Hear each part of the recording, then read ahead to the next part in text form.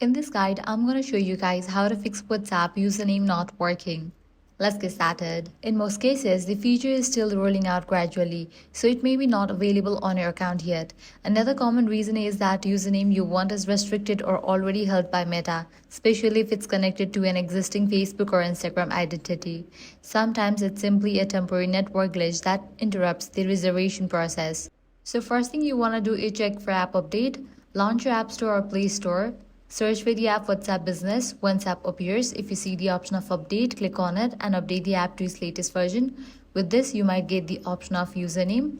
Next, remember that usernames can only be created or edited on primary smartphone, not on WhatsApp web or the desktop app. If WhatsApp tells you that your preferred username is held, go to Settings, open Account Center, link your matching Facebook or Instagram account, and then try saving the username again. Finally, if the reservation fails due to network issues, check your internet connection, switch between Wi-Fi or cellular data, likewise restart your router.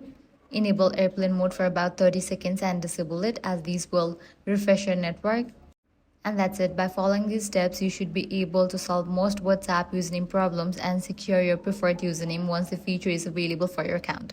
So that's it. If this guide helped you out, do not forget to like, share, and subscribe.